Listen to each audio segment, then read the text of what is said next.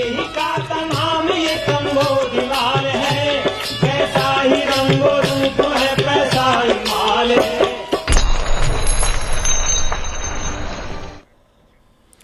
नमस्कार, मैं हूं शुभम शंकधर। आप देख रहे हैं मनी 9। स्वागत है आपका मनी सेंट्रल में। मेरे साथ स्टूडियो में मनी 9 के एडिटर अंशुमान तिवारी जी जुड़ गए हैं। सर, बहुत स्वागत है आपका। अंशुमान जी से चर्चा शुरू की जाए, इससे पहले आपको बताते हैं आज कौन सी बड़ी खबरें इस शो का हिस्सा हैं। हमने चुना है कौन सी बड़ी खबरों को। शुरुआत होगी आधार कार्ड की एक खबर के साथ। अब आधार ही होगा सब कुछ। एक नया बदलाव आने वाला है नए कानून के तहत, जिसके बाद आधार की वैल्यू कहिए, आधार का रुतबा कहिए, और ज्यादा बढ़ जाएगा। क्या कुछ होगा ये बताएंगे। चावल के निर्यात से क्या हटेगी पाबंदी, क्योंकि चावल के निर्यात की पाबंदियों ने एक्सपोर्ट को तोड़ दिया। कितना तोड़ा ये जानेंगे, और क्या अब ये संभावना है कि इस निर्यात की पाबंदी को कुछ कम किया जाए, इसको हटाया जाए, ये समझेंगे।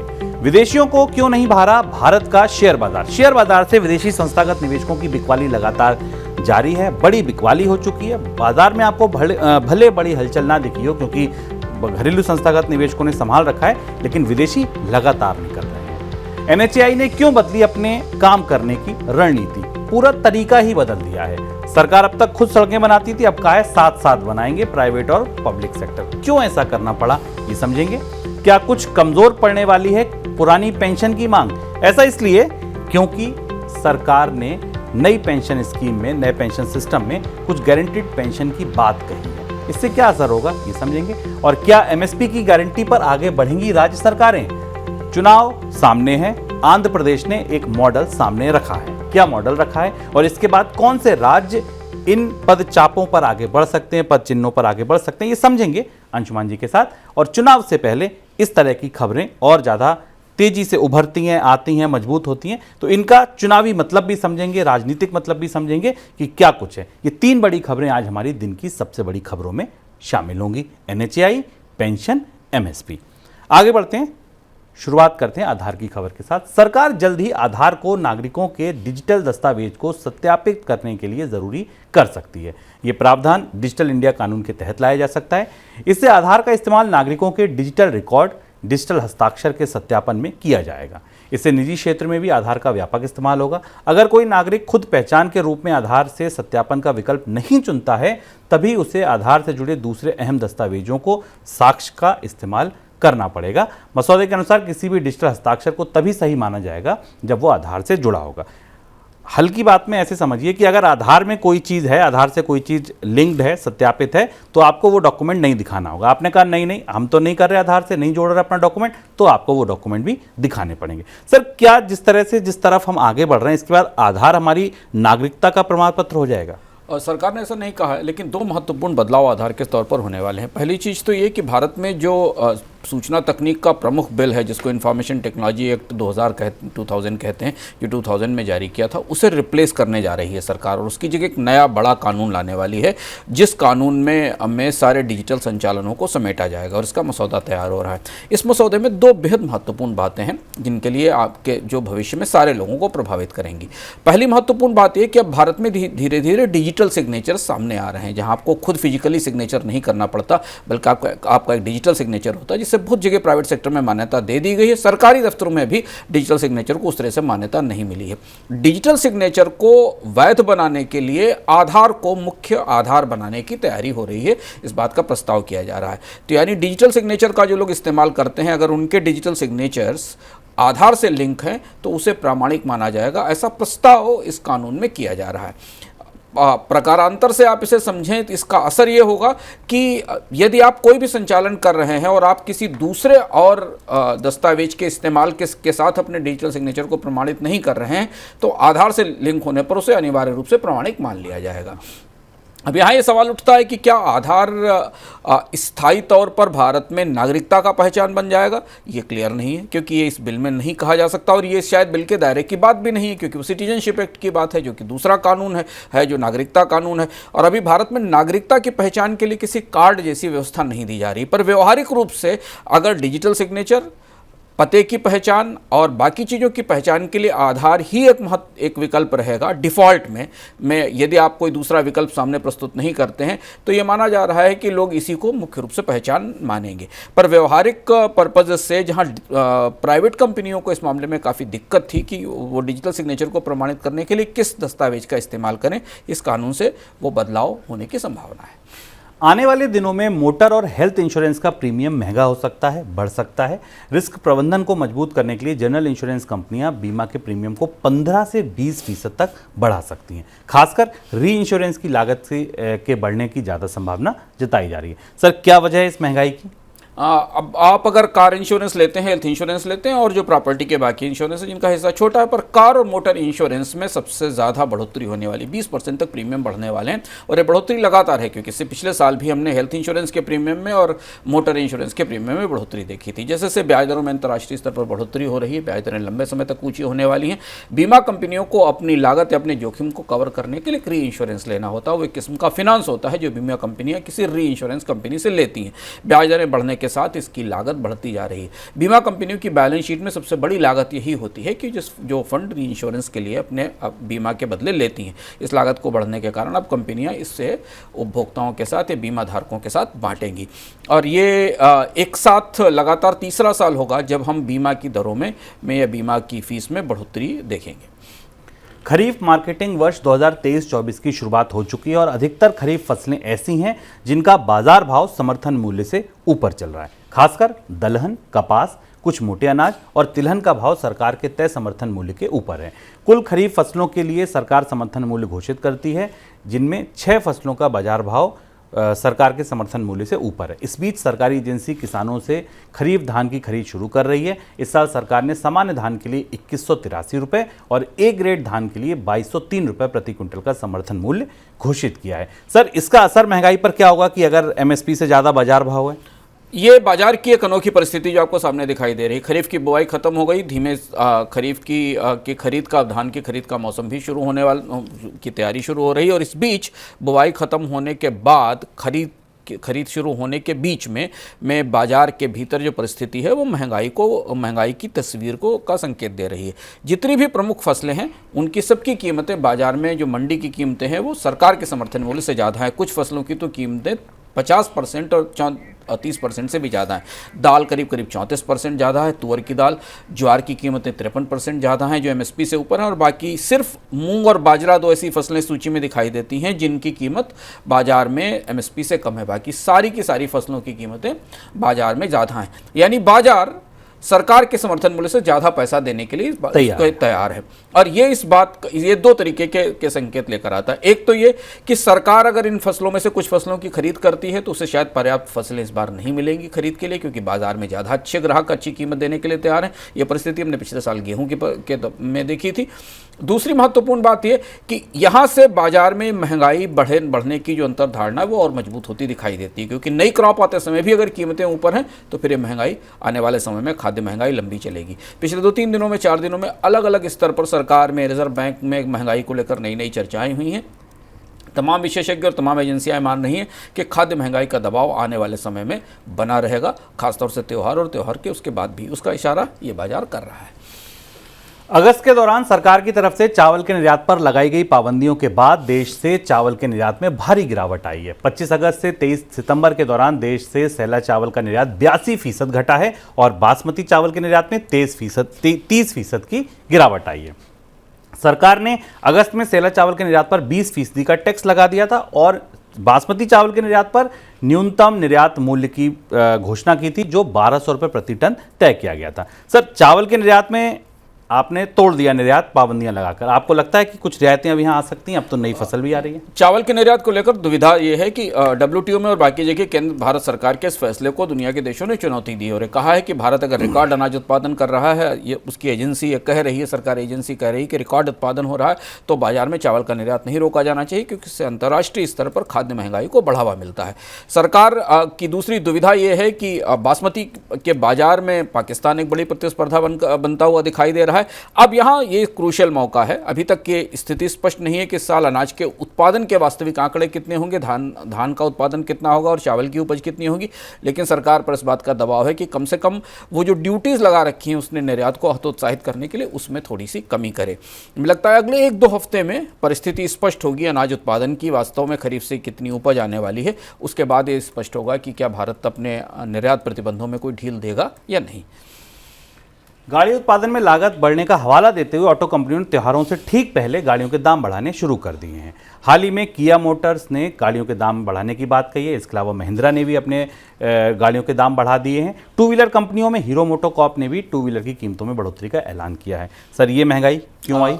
ये अनोखी बात है। त्यौहार से पहले कार कंपनियां कार की कीमतें कम करती हैं, बाइक की कीमतें कम करती हैं, क्योंकि उनको बेहतर मांग होने की उम्मीद है। और ये बात जो लगातार हम आपको मनी सेंट्रल में और अलग अलग कार्यक्रमों में बताते चले आ रहे हैं कि ये के शेप इकोनॉमी का या भारतीय अर्थव्यवस्था में कुछ खास हिस्से में मांग के सीमित रह जाने का नतीजा है कि त्यौहार से पहले ऑटो कंपनियों की पूरी रणनीति बदल गई है। जो पिछले साल तक बिक्री को बढ़ाने की रणनीति थी, वो कुछ खास मॉडलों में जिनमें ज़्यादा रुचि दिखाई दे रही है, लोग इससे ज़्यादा खरीद रहे हैं, उनकी कीमतें बढ़ाने की रणनीति पर आ गई। यानी जो बाजार बड़ा था वो सिकुड़कर छोटे में रह गया और उन कम वाहनों पर ही कंपनियां अपनी अधिकतम मार्जिन लेना चाहती।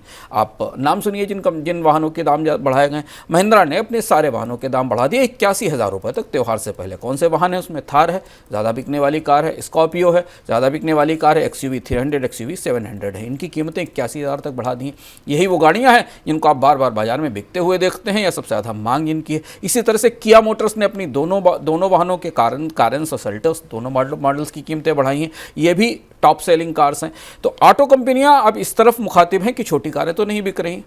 सामान्य व्यक्ति जो 5 से 6-7 लाख रुपए की कार खरीदने वाला था वो बाजार में नहीं है। तो जो लोग अच्छी और महंगी SUV खरीद रहे हैं वो अगर 20-25 हज़ार रुपये, 30 हज़ार रुपये एक्स्ट्रा भी दे देंगे, 15-16 लाख रुपए की कार खरीदने वाला अगर 25-30 हज़ार रुपये एक्स्ट्रा भी पे कर देगा तो उन्हें बाजार से बेहतर मार्जिन मिलेगा। ये बदली हुई रणनीति है त्यौहार से पहले।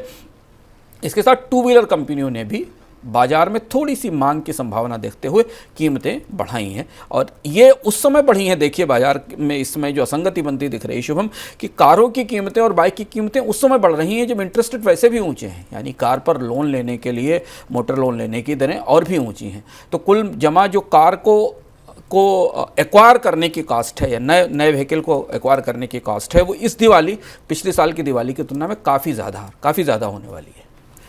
बैंकों में डिपॉजिट पर मिल रहे ज्यादा ब्याज की वजह से निवेशकों का रुझान बैंकों में टर्म डिपॉजिट की तरफ बढ़ा है। टर्म डिपॉजिट मतलब FD। जब आप 1 साल, 2 साल, 5 साल का पैसा डालते हैं तो उसको टर्म डिपॉजिट की कैटेगरी में रखा जाता है। सेविंग अकाउंट के पैसे को नहीं रखते हैं। इस वजह से टर्म डिपॉजिट के तौर पर बैंकों में आने वाला पैसा 5 साल के ऊपरी स्तर पर पहुंच गया। रिजर्व बैंक के आंकड़े बताते हैं कि इस साल जून तिमाही के दौरान बैंकों के पास टर्म डिपॉजिट के तौर पर 108 लाख करोड़ रुपए जमा हैं। पिछले साल जून तिमाही में यह आंकड़ा 92 लाख करोड़ का था। यानी टर्म डिपॉजिट में एक साल में 17% से ज्यादा की उछाल आई है, जो 5 साल का ऊपरी स्तर भी है। यह भी आपको बताया।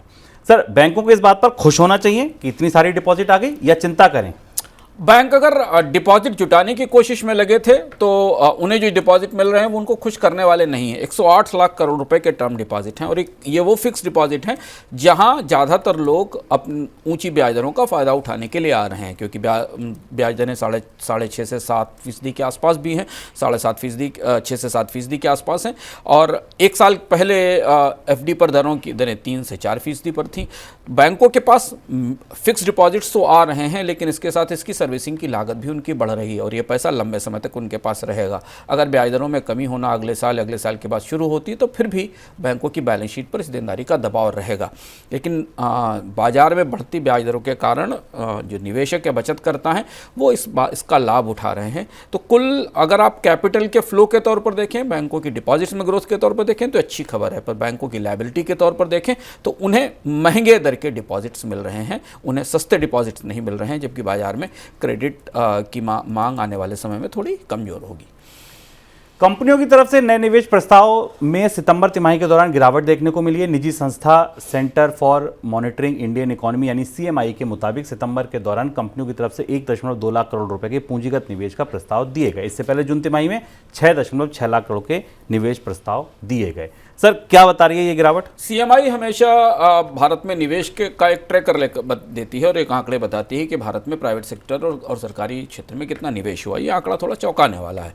जो नए प्रोजेक्ट का अनाउंसमेंट था निजी कंपनियों की तरफ से, उसमें करीब 79% की गिरावट आई है। यानी निजी कंपनियों ने अपने कैपेक्स को रोका है, जो ताज़ा आंकड़ा है सितंबर तक समाप्त 3 महीने के दौरान, और ये बता रहा है कि बाजार में कैपेक्स या पूंजी निवेश की कमी है। दूसरी बात ये कि आंकड़ा ये भी बता रहा है कि सरकार की निवेश परियोजनाओं में भी कमी आई है। इसमें भी करीब 72% की 72.5% की गिरावट आई है। उसमें खासतौर पर रोड और पब्लिक इंफ्रास्ट्रक्चर से जुड़ी परियोजनाएं हैं जिनमें सरकार ने खर्च कम किया है और उनकी घोषणाएं कम की। अब सितंबर का जो क्वार्टर है, इस क्वार्टर में ये दोनों महत्वपूर्ण इंजन जहाँ से कैपेक्स पूंजी आती है, इनमें कमी दिख रही है। वजह दो हो सकती हैं। सरकार के ऊपर बड़ा दबाव है खर्च का, और इसलिए सरकार ने ज़्यादा खर्च नहीं किया। हो सकता है अगली तिमाहियों में इस पर बढ़ोतरी हो, हालांकि थोड़ा सा असर मानसून का भी और बारिश का भी होता है। प्राइवेट सेक्टर की तरफ से ब्याज दरें ऊंची होने के कारण, बाजार में मांग कम होने के कारण, और भारत की आर्थिक विकास दर में कोई बहुत तेज ग्रोथ इस साल ना उम्मीद होने के कारण, क्योंकि 6 से 6.5% की बढ़ोतरी है और जो सामान्य अर्थव्यवस्था में विकास दर है, प्राइवेट कंपनियां भी बड़ा निवेश नहीं कर रही हैं, और इसका असर हमें अगले 3 महीनों में 4 महीनों में मांग पर, डिमांड पर, रोजगार पर दिखाई देगा। अंतर्राष्ट्रीय बाजार में कच्चे तेल की कीमतों में आई तेजी की वजह से शेयर बाजार में लिस्टेड कंपनियों के मार्जिन पर बढ़ते दबाव को देखते हुए विदेशी निवेशक शेयर बाजार से जमकर बिकवाली कर रहे हैं। सितंबर के दौरान विदेशी निवेशकों ने भारतीय शेयर बाजार में कुल 2.67 लाख करोड़ रुपए की बिकवाली की, जो अब तक की सबसे बड़ी एक मंथ में की गई बिकवाली है।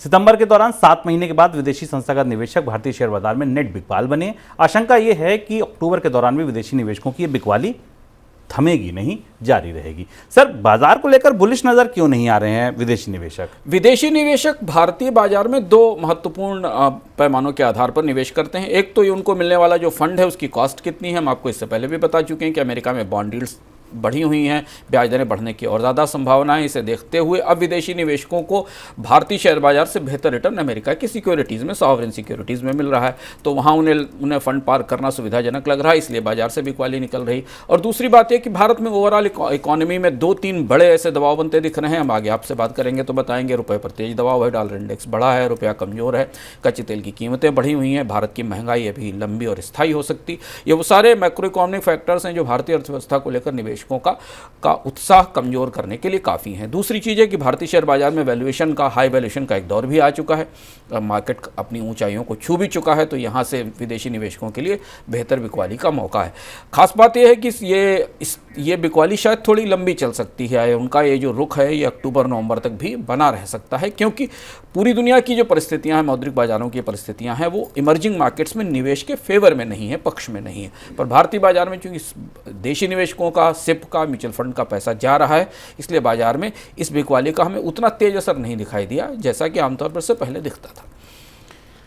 विदेशी कंपनियों में निवेश को लेकर सरकार की तरफ से हाल में बदले गए आउटवर्ड डायरेक्ट इन्वेस्टमेंट नियमों की वजह से भारत से रेसिडेंस बाई इन्वेस्टमेंट माइग्रेशन में बढ़ोतरी देखने को मिली है। यानी कि जो भारत में रहने वाले लोग हैं वो माइग्रेट हो रहे हैं और उनका जो इन्वेस्टमेंट है उसमें बढ़ोतरी देखने को मिली है। भारतीय निवेशक यूएई, सिंगापुर, ग्रीस और यूरोप के कई देशों में निवेश बढ़ा रहे हैं। क्या पूरा मामला है सर? ये सरकार ने हाल में कुछ नियम बदले थे और जिन नियमों का असर हमें दिखाई दे रहा है, एक दूसरे किस्म का माइग्रेशन है। इससे पहले में माइग्रेशन पर हम आपसे बात कर चुके हैं, जो भारत से वेल्थ का माइग्रेशन बाकी जगह हो रहा है। सरकार ने एक Indian ODI, outward direct investment regulations दिए थे, जिसमें कि इंटरनेशनल एंटिटीज़ यानी अंतर्राष्ट्रीय कंपनियों में और इक्विटीज़ में कुछ शर्तों के साथ निवेश की इजाज़त दी गई थी और भारतीय लोग उसका निवेश कर सकते थे।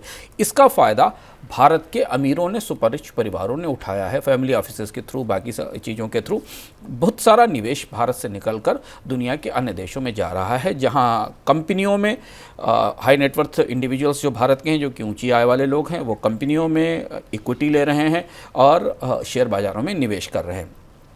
जो आंकड़ा भी तात्कालिक तौर पर पता चल रहा है, उस हिसाब से ये पिछले 2 महीने के दौरान करीब 8 से 10% की बढ़ोतरी के साथ ये आंकड़ा आरबीआई के पास पहुंचा है, जो ओडीआई रूट से भारत से पैसा बाहर कंपनियों में गया है। सेबी ने शेयर बाजार में लिस्टेड कंपनियों के लिए कंपनियों को लेकर मीडिया में आने वाली किसी भी खबर की अनिवार्य तौर पर या तो पुष्टि कीजिए या खंडन कीजिए, इस तरह के जो नियम बनाए थे उनको लागू करने की समय सीमा बढ़ा दी है। पहले लिस्टेड 100 सबसे बड़ी कंपनियों के लिए ये नियम 1 अक्टूबर से लागू होना था, यानी अब तक लागू हो जाना चाहिए था, बट अब इसको बढ़ाकर 1 फरवरी कर दिया है। इसी तरह 250 कंपनियों के लिए ये नियम पहले अब अगले साल 1 अप्रैल से लागू होना था, लेकिन अब इसे 1 अगस्त से लागू किया जाएगा। सर, सेबी ने ऐसा क्यों किया? ये थोड़ा चौंकाने वाला फैसला। सेबी जितने उत्साह के साथ, ताकत के साथ इसे लेकर आई थी और बाजार में र्यूमर और अफवाहों के आधार पर ट्रेडिंग, इनसाइडर ट्रेडिंग को रोकने की कवायद की थी, उस पर अचानक उसने अपनी कदम पीछे खींच लिए। वजह दो है कि तो इसकी कंप्लायंस कॉस्ट बहुत ज़्यादा है। कंपनियों की तरफ से बार बार शिकायत की जा रही थी कि हर छोटी छोटी खबर के बारे में जानकारी रखना, उसे मॉनिटर करना, इसका नेटवर्क बनाना उनके लिए आसान नहीं होगा, इसमें समय लगेगा, इसलिए सेबी ने इसमें समय दिया है। और दूसरा ये कि सेबी के भीतर भी और बाहर भी इस बात का दबाव है कि ऐसी परिस्थितियों में पहले और नियमों में स्पष्टता लाई जाए। तो शायद सेबी से 2 चरणों में लागू करेगी, पहले कुछ प्रमुख कंपनियों के लिए और फिर बाकी अन्य दूसरी कंपनियों के लिए। इसलिए अब ये तत्काल नहीं बल्कि अगले साल तक धीमे धीमे लागू होंगे। आगे बढ़ते हैं दिन की सबसे बड़ी खबरों की तरफ।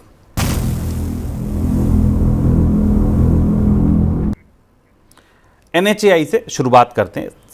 एक संदर्भ आपको दे दूं उस इकोनॉमिकम का जिसमें हमने NHAI की बात की थी विस्तार से, और जिसमें अंशुमान जी ने बताया था कि NHAI पे जो कर्ज का बोझ है ये लगातार बढ़ता जा रहा है। इनके जो वर्किंग मॉडल है इसमें क्या खामियां हैं जिसकी वजह से आज NHAI इस स्थिति में है। और देखिए, शायद वो इकोनॉमिकम या तो देख लिया किसी ने या उससे कुछ सलाह ली कि अब यू टर्न लेने लगी है, अपने कामकाज के मॉडल को ही बदल रही है कंपनी। कर्ज के बोझ में दबी सरकारी रोड कंपनी NHAI ने इस साल सड़क निर्माण की रणनीति में बदलाव किया है। इस साल अधिकतर राजमार्ग project public private partnership model के जरिए बनाने की योजना है। करीब 75% प्रोजेक्ट को इस मॉडल के तहत बनाया जाएगा। सिर्फ 25% प्रोजेक्ट ही सरकारी खर्चे पर बनाए जाएंगे। PPP मॉडल से बनने वाली सड़कों की क्वालिटी ज़्यादा बेहतर होती है, उनके रख रखाव पर भी कम खर्च आता है। ऐसे में PPP मॉडल से सड़कें बनाए जाने पर ज़्यादा जोर दिया जा रहा है। सर, NHAI ने ऐसा क्यों किया? NHAI के बारे में आपको लगातार विस्तार से बता रहे हैं और आपको जिस इकोनॉमिकम का संदर्भ शुभम ने बताया, आपको याद होगा हमने उसमें बताया था कि NHAI की सबसे बड़ी चुनौती है कि उसको अपना कर्ज चुकाना है और कर्ज के लिए जो पैसा अब उसके पास उपलब्ध है वो 2 स्रोतों से आ रहा है। नया कर्ज नहीं लिया जा सकता है। NHAI ऐसी एजेंसी है, भारत की सबसे प्रीमियर सरकारी एजेंसी है, पर उसे सरकार ने बाजार में कर्ज लेने से रोक दिया, डिफ़ॉल्ट के खतरे दिख रहे थे। और इसलिए NHAI के पास 2 ही स्रोत हैं, एक वो जो वो टोल लगाती है जिससे वो पैसा जुटाती है और दूसरा सरकार जो बजट से उसे पैसा देती है। ये बहुत बड़ा बदलाव है भारत में सड़क नीति में, और ये नीति ये बताती है कि NHAI अब सड़क बनाने के काम से पीछे हटेगी, यानी उसके पास जो संसाधन है, रिसोर्सेज आएंगे, उनका इस्तेमाल पहले कर्ज चुकाने में किया जाएगा। ये बात हम बार बार आपको अलग अलग संदर्भों से बताते रहे, उस इकोनॉमिकम में भी बताया गया था। PPP मोड में सड़कें बनाने का मतलब है कि NHAI लैंड एक्विजिशन और बाकी काम जैसे कर रही थी वो करेगी, पर सड़क खुद नहीं बनाएगी, सड़क प्राइवेट सेक्टर बनाएगा। अब यहाँ एक बड़ा असंगति और अंतर्विरोध दिखता है। NHAI एक तरफ प्राइवेट सेक्टर से सड़क बनवा भी रही है और दूसरी तरफ प्राइवेट सेक्टर को बनी हुई सड़कें बेच भी रही है, यानी एक हाथ सड़क बनाता है, दूसरा हाथ सड़क बेचता है। और इस दुविधा के बीच फंसी हुई NHAI अब धीमे धीमे सड़क निर्माण के कामों से अपने को पीछे खींच रही है। ये भी संकेत है जिस बात की तैयारी 2019 से चल रही थी अलग अलग अनौपचारिक चर्चाओं में कि NHAI को हाईवे मैनेजमेंट कंपनी के तौर पर, हाईवे मैनेजमेंट अथॉरिटी के तौर पर आगे लाया जाए। तो NHAI का पूरा स्वरूप आने वाले 1 साल में बदल सकता है और अब ये सड़क निर्माण के बजाय सड़क प्रबंधन की कंपनी हो सकती है जो टोल और बाकी चीज़ों का प्रबंधन करेगी। भारी कर्ज में डूबी ये सरकारी कंपनी अब इस स्थिति में नहीं है कि वो नई सड़कें बना सके, इसलिए ये पूरी रणनीति बदली गई है। इस साल होने वाले राज्यों के विधानसभा चुनाव से पहले केंद्र सरकार नेशनल पेंशन सिस्टम यानी NPS में बदलाव कर सकती है। सरकार NPS में बदलाव करके उसमें गारंटीड पेंशन का प्रावधान शामिल कर सकती है, जिसके तहत कर्मचारियों के अंतिम वेतन के 35 से 40% पेंशन देने का प्रावधान होगा। सर, केंद्र सरकार भी हरकत में है क्योंकि पुरानी पेंशन का जोर मांग है जो लगातार जोर पकड़ती जा रही। आपको लगता है इस तरीके की अगर कोई व्यवस्था आई तो उससे OPS की मांग रुक पाएगी? OPS की मांग को रोकने के लिए ही ये कोशिश की गई है। OPS के मॉडल को पुराने अपने पूरे ढांचे में राज्य सरकारों ने लागू कर दिया और उसके बाद केंद्र सरकार पर यह गहरा दबाव था चुनावों के करीब और आने वाले चुनावों को देखते हुए कुछ तो ऐसा किया जाए जिससे सरकारी कर्मचारियों को किसी तरह से संतुष्ट किया जा सके। जो नई व्यवस्था है जिसके बीच के लिए कमेटी भी बनाई गई थी, वो बातचीत चल रही है। उसमें एक हिस्सा पेंशन का जो रिटायरमेंट पर मिलता उसे गारंटीड पेंशन के तौर पर बदल दिया जाए। आंध्र प्रदेश का एक मॉडल है जो कि प्रस्ताव में है, पर कहीं ना कहीं पुरानी पेंशन योजना को लेकर जो विरोध था, नई पेंशन योजना के खिलाफ जो विरोध था और पुरानी पेंशन योजना की जो मांग थी और उस पर जिस तरह से कुछ राज्य सरकारों ने केंद्र सरकार का दबाव अलग करके फैसला लिया, उस दबाव का राजनीतिक असर दिखाई देने लगा है। और इसलिए भारत की जो नई पेंशन स्कीम है उसमें बड़े बदलाव किए जा सकते हैं। करीब करीब 35 से 40% के आसपास की पेंशन रिटायरमेंट के समय गारंटीड पेंशन के तौर पर लाई जा सकती है। ये कैसे लागू होगा, इसका स्ट्रक्चर क्या होगा, किस तरह से इसके फंड तैयार होंगे, ये देखने वाली बात होगी। लेकिन ऐसा लगता है कि चुनावों की तैयारी की रोशनी में नई पेंशन स्कीम में ये बड़ा बदलाव अब लगभग तय है। आंध्र प्रदेश में किसानों को एमएसपी की गारंटी मिल सकती है। आंध्र प्रदेश सरकार किसानों को एमएसपी की गारंटी देने के लिए एक कानून बनाने जा रही है। नए कानून में डिफॉल्टर्स को जेल समेत भारी जुर्माने का प्रावधान होगा। विधानसभा के अगले सत्र में संबंधित विधेयक पेश किए जाने की उम्मीद है। मसौदा विधेयक में यह प्रावधान किया गया कि कोई भी व्यक्ति जो न्यूनतम समर्थन मूल्य के नीचे लेन देन करेगा उसके खिलाफ सख्त कार्रवाई की जाएगी। पहली बार उल्लंघन करने पर 50,000 रुपये देकर छूट जाओगे, दूसरी बार किया तो 6 महीने की कैद या 1 लाख रुपए का जुर्माना दोनों हो सकते हैं। सर, आपको लगता है ये नई शुरुआत है? अगर मान लीजिए आंध्र प्रदेश ने ये कर दिया, ये सफल हो गया और उसके बाद दूसरे राज्य सरकारें भी इसको आगे बढ़कर हाथों हाथ लेंगी? ये एक तरीके से पुरानी पेंशन योजना जैसा ही प्रयोग है जो शुरू हो रहा है शुभम। और इसमें महत्वपूर्ण बात यह है कि एमएसपी की प्रक्रिया में जो गारंटी है वो सरकार की तरफ से खरीद की गारंटी है। सरकार एक समर्थन मूल्य तय करती है और उस समर्थन मूल्य पर किसानों से अनाज खरीदती है। जब पिछली बार कृषि कानून आए थे और पूरे देश में आंदोलन हुआ था, विरोध हुआ था, तब ये मांग हुई थी कि एमएसपी को पूरी तरह से गारंटीड रेट बनाया जाए, यानी किसान चाहे फसल सरकार को बेचे या बाजार को बेचे, उसे एमएसपी से कम कीमत पर पैसा नहीं दिया जाना चाहिए। इसके लिए कानूनी व्यवस्था करनी चाहिए। आंध्र प्रदेश इस कानून की तैयारी कर रहा है। इस तरीके के कानून की तैयारी महाराष्ट्र, पंजाब और राजस्थान में भी हो चुकी है। इस बात के संकेत हुए हैं। तैयारी ये है कि इसका मतलब ये हुआ कि सरकार के अलावा अनाज के बाजार में 2-3 और स्टेक होल्डर्स होते हैं। इंडस्ट्री एक बड़ी स्टेक होल्डर है जो अनाज खरीदती है किसानों से उत्पाद बनाने के लिए। मिलर्स हैं जो बीच में अनाज की प्रोसेसिंग करते हैं और उसको प्रोसेस करके बेचते हैं। और इसके अलावा व्यापारी हैं जो ये सारा ट्रीट करते हैं। ये 3 और ऐसे स्टेक होल्डर हैं जिन्हें इस एमएसपी के कानून के दायरे में लाया जाएगा। यानी अब इनके लिए अनिवार्य होगा कि ये समर्थन मूल्य से नीचे की कीमत पर अनाज की खरीदारी ना करें। और अगर ऐसा करते हैं तो सर शुभम ने आपको बताया कि उसमें दंड और सजा का प्रावधान होगा। ये भारत में कृषि मूल्य निर्धारण के पूरे स्वरूप में बड़ा नया शिफ्ट होने वाला है, बड़ा प्रयोग होने वाला है और इसका असर हमें कई तरह से कई जगह दिखाई देगा। अमेरिकी डॉलर में आई जोरदार तेजी का असर दुनिया भर के बाजारों पर देखने को मिल रहा है। साथ में भारतीय करेंसी रुपए में भी भारी गिरावट है। मंगलवार को डॉलर इंडेक्स 107 के ऊपर पहुंच गया जो 11 महीने का ऊपरी स्तर है। मजबूत डॉलर की वजह से रुपया भी टूटकर 83.23 के स्तर तक चला गया। उधर डॉलर की तेजी की वजह से सोने की कीमतों में भारी गिरावट आई है। विदेशी बाजार में सोने का भाव घटकर $1830 प्रति औंस रह गया है। कच्चे तेल के भाव में भी नरमी है। ब्रेंट क्रूड का भाव फिलहाल $90 के करीब कारोबार कर रहा है। सर, डॉलर इंडेक्स में ये जो मजबूती है जिसकी वजह से सब धराशायी हैं, कब तक चल सकती है? अमेरिका में फेडरल रिजर्व की तरफ से इस बात के संकेत दिए गए हैं कि ब्याज दरों में बढ़ोतरी की प्रक्रिया लंबे समय तक चल सकती है। और अब अमेरिका में जो महंगाई के ताजे आंकड़े आने वाले हैं उन्हें देखकर डॉलर को लेकर सेंटीमेंट थोड़ा बदला है और डॉलर इंडेक्स में ऊंचाई दिखाई दी है। भारतीय रुपये पर दबाव पहले से ही था। विदेशी मुद्रा भंडार भी 4 महीने के न्यूनतम स्तर पर है। करीब जो ताज़ा आंकड़ा आया उसमें भारतीय विदेशी मुद्रा भंडार में $2.3 बिलियन की कमी आई है। तो अंतर्राष्ट्रीय स्तर पर डॉलर की मजबूती, ब्याज दरों में बढ़ोतरी का लंबा रुख रहने का असर हमें सबसे ज़्यादा रुपये पर दिखाई दिया है। रुपये अभी हाल फिलहाल के कुछ महीनों तक स्थिर था, लेकिन अब इसमें काफ़ी तेज ढलान होती दिखाई दे रही है। 83 भी इसके आसपास है। 84 तक के लेवल या स्तर बताए जाने लगे हैं। कच्चा तेल भी नरम पड़ा है क्योंकि डॉलर के अगेंस्ट है। और कच्चा तेल में कमजोरी की एक और बड़ी वजह है कि ओपेक के कुछ देशों के उत्पादन में भी थोड़ी बढ़ोतरी हुई जो आंकड़ा बाजार में सामने आया है। तो अभी दुनिया के बाजारों में डॉलर को केंद्र में रखकर बहुत सारे घटनाक्रम हो रहे हैं जिसमें रुपया, जिसमें करेंसीज, गोल्ड और कच्चे तेल की कीमतों में कमी दिख रही है। पर भारत की दुविधा यहाँ ये है कि कच्चे तेल की महंगाई तो बनी ही हुई है, $90-95 के आसपास घूम रहा है कच्चा तेल। और सऊदी अरब और रूस इसे $95 तक औसत स्तर पर रखेंगे। रुपए की कमजोरी भारत के लिए आयातित महंगाई बढ़ाने का सबसे बड़ा सबब बनेगी। आगे बढ़ते मनी सेंट्रल झटपट की ओर।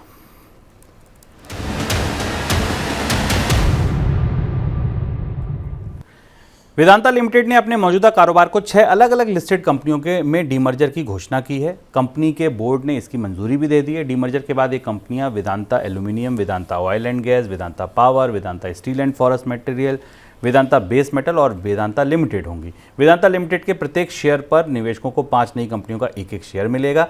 डीमर्जर 12 से 15 महीने में पूरा होने की संभावना है।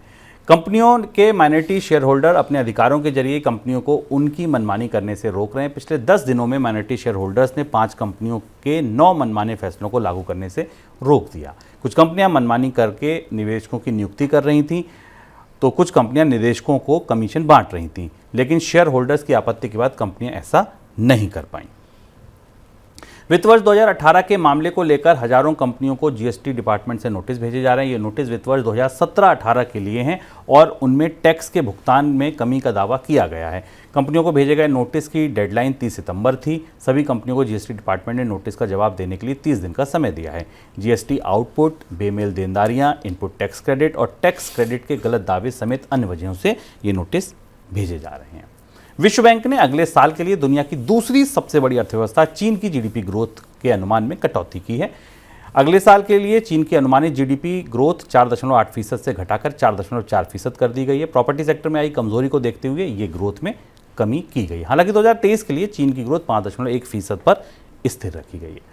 पाकिस्तान में महंगाई अपने चरम पर है। पाकिस्तान ब्यूरो ऑफ स्टैटिस्टिक्स यानी पीवीएस के आंकड़ों के मुताबिक सितंबर में पाकिस्तान में महंगाई दर बढ़कर 31.4% हो गई। 31% महंगाई, सोचिए। अगस्त में महंगाई दर 27% से ऊपर थी। देश में इस समय पेट्रोल, डीजल और बिजली की दरें काफ़ी ऊंची हैं। जुलाई में अंतर्राष्ट्रीय मुद्रा कोष की ओर से $3 बिलियन का कर्ज मंजूर किया गया था। उसके एवज में पाकिस्तान को कुछ आर्थिक सुधार करने थे, जिन शर्तों में ये महंगाई भी शामिल थी। सर, कोई टिप्पणी आपकी? दो महत्वपूर्ण खबरें झटपट में और दोनों बेहद ज़रूरी हैं जानना। एक तो पहली खबर वेदांता के समूह के पुनर्गठन की। $4 बिलियन के कर्ज में दबी हुई कंपनी अपने आप को डिमर्ज करने जा रही है। अभी हाल में ही कंपनी ने सारी जोड़कर वेदांता ने एक बड़ा समूह बनाया था और कवायद ये है कि $4 बिलियन का जो कर्ज है इसे कैसे कम किया जा सके। क्यों ऐसा किया जा रहा है? ऐसा इसलिए क्योंकि छोटी कंपनियाँ बनाई जाएंगी, फिर उनको बेचकर इक्विटी लाई जाएगी, तब कंपनी का पुनर्गठन होगा। लेकिन उसके बाद भी $4 बिलियन के कर्ज को लेकर बाजार बहुत आश्वस्त नहीं हो पा रहा है। और दूसरी महत्वपूर्ण खबर शेयर होल्डर्स की सक्रियता की, जो खबर भारतीय शेयर बाजार के लिए, भारतीय कंपनियों के लिए अच्छी और सुकून देने वाली खबर है कि भारत के माइनॉरिटी शेयर होल्डर्स, कंपनियों में माइनॉरिटी शेयर होल्डर्स सक्रिय हो रहे हैं और कंपनियों के प्रबंधन को गलत फैसले करने से रोक रहे हैं। 5 कंपनियों के अलग अलग बोर्ड में माइनॉरिटी शेयर होल्डर्स ने प्रस्तावों को रोका और उन्हें असफल कराया, यानी बोर्ड की नहीं चलने दी। कंपनियां कौन सी थी? KRBL, Arcade Hotels, Venky's India, Heubach Colorants और लेमन ट्री होटल्स। और फैसले क्या थे? सुनिए कंपनियां भीतर क्या कराना चाहती थी, जानना जरूरी है क्योंकि आप स्टॉक मार्केट में निवेश करते हैं। एक कंपनी अपने प्रमुखों की तनख्वाहें बढ़ाना चाहती थी, जिसे विरोध किया गया। दूसरी कंपनियां ये चाह रही थी कि जो कारोबार में सेल्स आ रही उस पर डायरेक्टर्स को कमीशन दिया जाए, ये प्रस्ताव नकारा गया। और इसके अलावा 2 ऐसी कंपनियां थीं जो पुराने इंडिपेंडेंट डायरेक्टर्स को जिनका समय पूरा हुआ था उन्हें दोबारा अपॉइंट करना चाहती थी, जिसका विरोध किया गया। और ये महत्वपूर्ण है क्योंकि ये परिस्थिति बताती है कि भारत में शेयर होल्डर्स अपने अधिकारों के लिए सक्रिय और जागरूक हो रहे हैं। तो ये था हमारा आज का मनी सेंट्रल। पूरी उम्मीद है आपको पसंद आया होगा। कल फिर जुड़ेंगे नए संस्करण के साथ। तब तक के लिए दीजिए इजाजत। नमस्कार।